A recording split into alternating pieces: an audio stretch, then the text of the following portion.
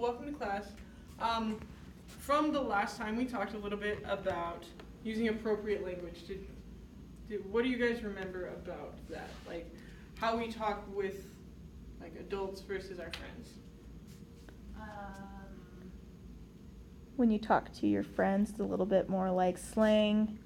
But then when you're talking to adults and professionals, you obviously want to use more formal language, a more polite. Not saying that you don't want to be polite with your friends, but with your friends it's a lot more casual versus with professionals. Like you can meet them, and if you're talking the way that you talk to your friends, the way that like when you're talking to a professional like that, if that was your first impression, that's gonna be like not good. Yeah, so true. I understand that. That's 100% right. Did you have anything to add on to that? I was just going to say that sometimes you can, like, it's okay to be disrespectful with your friends because they're your friends, and they'll be your friends tomorrow still too. Right. Whereas with adults or professionals, like, you don't be disrespectful. Exactly. And what we're really wanting to work on, specifically in this class period, is we want to work on how to introduce ourselves to professionals, to adults, so that they know who we are, know what our objective is, or what our purpose is, and just like putting our best foot forward. So what we're going to mainly work on today is, it's called an elevator speech, or I like to call it a 30-second summary. So let's say, Shannon, who do you admire as a celebrity? Like, who do you look up to and you'd want to work with? Brad Paisley. Brad Paisley? Okay, so let's say Shannon is going to a job interview and Brad Paisley is in the You know what? That doesn't really work. Well,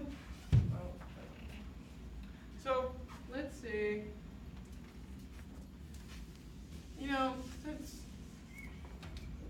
let's say that it's like, Brad Paisley is good. Paula Deen? Paula Deen. Oh, I could see that. Okay. Paula Deen. Okay.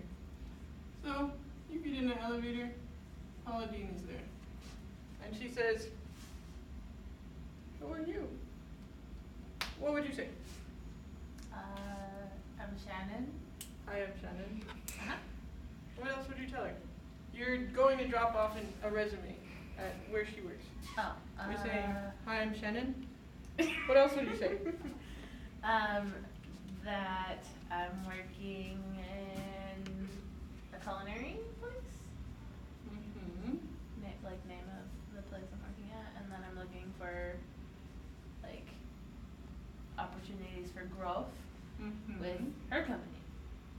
There we go. And then like as you get off the elevator, be like, I think I like butter just as much as you. Exactly. These are definitely some things that are important to include, because they need to know who you are. They need to know what you're doing, and really they just need to know like some good qualities, some things that stick out, that make you stick out over others. So, like for myself, I'd say, "Hi, I'm Miss Sykes. I worked at a restaurant for 2 years. I love to cook. I love to make creations. And one of the things that makes me different is I like to get tasks done before I start a new one. So how could I help you?" And then that turns it back to them. So what I would like you guys to do today is you guys are going to work on your own 30-second summaries. And before the end of class, we're going to allow some time so you can share them with others. But I'll talk more about that here in a minute. Here are your worksheets. But I'm just going to turn the time over to you guys just to work on it if you do have any questions. Like I mentioned, it has a brief introduction, so a brief introduction of yourself, your career goals of the position that you hope for, some accomplishments that you have had. If you do need further help with that, I can definitely help you. And then some character traits that are great about yourself. So I'll turn the time over to you.